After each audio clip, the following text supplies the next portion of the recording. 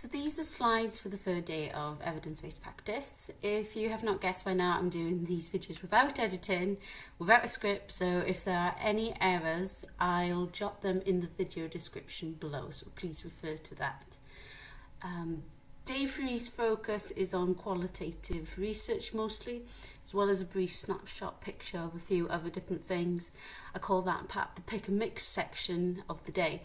But on this day, there is a rather large activity at the end, which is the game show.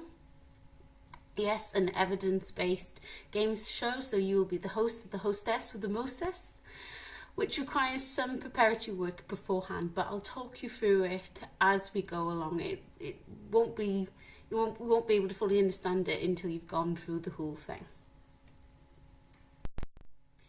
So first, a bit of an outline of the day's plan. Learning outcomes. So by this day previously, we would have set the students some homework to find their 2 key papers and bring them in for today. For those students who brought in their papers, this activity can be set where they can divide into groups and start discussing their papers and assignment plan. A bit of peer support for their assignment really, and they got some questions up here on the board which they can use as discussion points. For those who do not have their papers yet, separate them into another group, and you can do one of 2 things really for this group. If it's only a small selection of students, you can open a discussion with them on what are their difficulties in finding the papers and maybe offer some individual advice for that if it is a small group. Or otherwise, what you can do with them is show a selection of papers that students can actually use for their assignment, effectively having done the literature search for them. We offered a choice of 3 topics with 1 quantitative and 1 qualitative or a mixed method on each.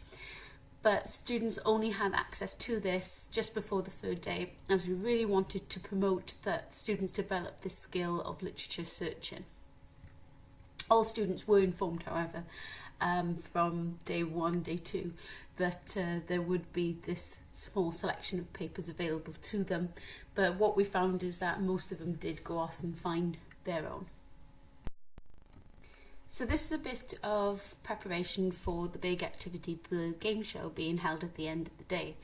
This prep work will also give students that additional incentive to listen to the material being taught to them throughout the rest of the day.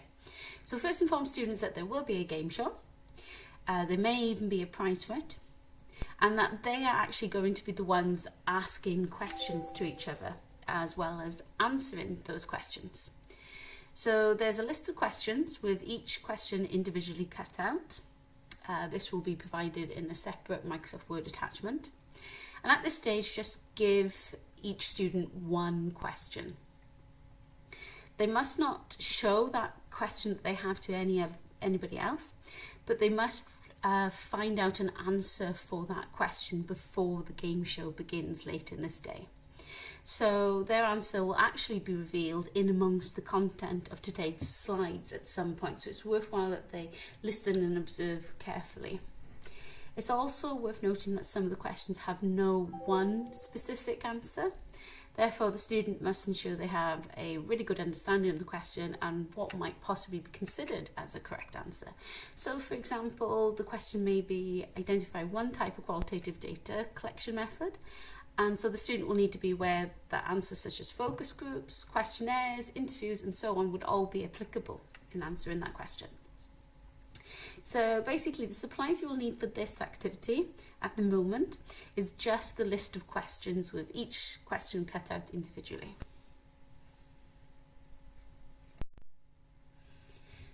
So the first section, the main section, is on qualitative research. Here you can really refresh students' memory of what is qualitative research.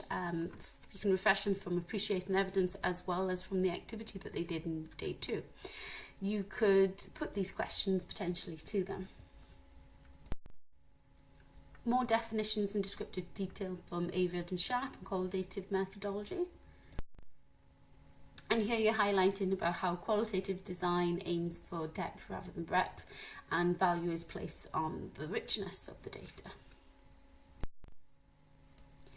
Here we further clarify the ideology behind qualitative design. Students may actually recognise some of these statements from the activity they did in day 2, where they had to match the statements under the correct heading. And here we have an opportunity to really further explain some of these statements and what they mean.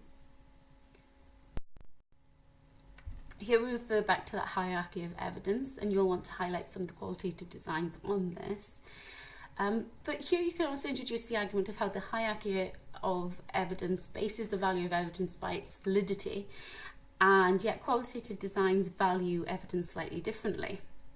So using a hierarchy of evidence that defines randomized controlled trials, the golden standard actually devalues or even excludes other types of research, such as qualitative designs. As a consequence, this attitude can actually exclude patients' perspectives or experiences. So it's important to note that research should encompass a diverse collection of approaches to an inquiry, and one form of empirical measurement is not going to highlight the full spectrum of this. So here are some examples of qualitative methods and the definitions.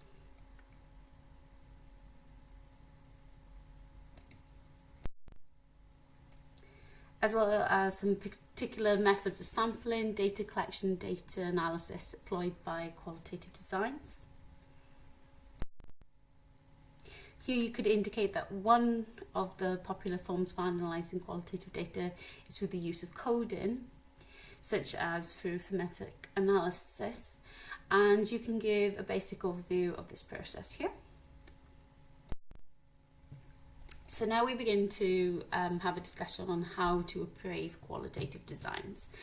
And you're going to want to distinguish how quantitative designs may consider validity, whereas qualitative designs are more concerned with credibility. So introduce and define this term, and you might want to make note of some of the measures employed to improve the study's credibility, such as researcher reflexivity and member check-in and so on. Here we note that whilst quantitative design is concerned with generalizability, qualitative design is more concerned with transferability. You want to define and discuss this term here. And here we identify the pros and cons of qualitative design. So this is one of the main activities beyond the game show. Here students are given the opportunity to critique a qualitative paper. So for this activity you need your own qualitative paper and critique and framework to hand out to each student or group, or alternatively you can advise them in advance to print off their own copies. You will need to allocate some time for this to do this activity, possibly use some time over lunch, and bear in mind that there is still actually quite a bit of content left for the afternoon. You'll probably want to change the picture here because this is a picture of the qualitative study that we used for the mental health group. So here we reach what I call the pick and mix section. Pick and mix because it is a small bit of everything. And in this instance, we'll be talking a little bit on mixed methods, audits, service evaluation, service user involvement, and so on. So first we introduce what is mixed methods, define this and provide some examples. And here we identify the pros and cons of mixed methods. Here we briefly discuss what are audits. You will need to highlight that an audit should definitely not be one of the key papers for the assignment. But you can also highlight how audits can be used as a form of evidence or data, but are not in of themselves a research design. And because of that, they also do not require ethical approval. Here we introduce what are service evaluations and what sorts of questions they ask and for what purpose. Once again, noting that a service evaluation should not be one of the key papers for the assignment. Here we distinguish between an audit and a service evaluation. Here we start to discuss a little bit on why service user evaluations are important. And we start to introduce one example of service user evaluations, such as the Friends and Families test, and an introduction video on that is displayed in the next slide.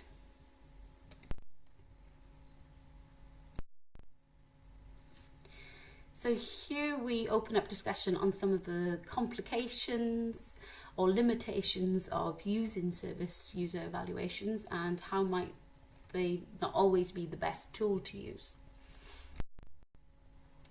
Here we start to introduce how service users can be involved in research themselves at the different levels: planning, designing, delivering or disseminating, and their level of involvement, which can be at traditional level, participatory or co-productive level, or emancipatory. And here we highlight the need for service user involvement in decision making, possibly referring back to the original definition of EBP, how it includes research, local data, clinical expertise, and of course the service user's perspective. Here you can refer to different drivers and policy that support this, and also might want to make a note that they need to include discussions on this in their assignment. Here we highlight evidence of why it's beneficial to involve service users, a brief look at drivers and some of the barriers, and a look at the nurse and midwifery obligations under the NMC code. Now for the final part of the day is the game show. First of all, double check that each student still has their question and the question that they were given at the start of the day. You may also wish to allocate some extra time here to allow students to write up or look up an answer to the question if they've not already done so. I'm going to talk about the next slide here, because in the next slide there is music, lots of different animations and so forth. So be aware of how many clicks you're going to need to go through in the next slide. But this is where we move on to the game show itself. So game show music will play in the background and instructions will play out on the screen. The music will eventually stop by itself or when you move into the next slide, but bear in mind the next slide after this is the final slide. So how do you actually do the game show? Divide the groups into roughly equal size in number, but 4 different groups is usually more than enough. Using the questions that the group already has, so that's the ones they previously had to keep to themselves and find an answer to, now they can pool those questions. So with the questions that that group has, that group can then ask those questions to another group, and it's another group of their choice. So correct answers score the answering group 1 point. If an incorrect answer is given, another group can try to answer it to gain that point. And if no other group can get it right, then the group asking the question scores that point.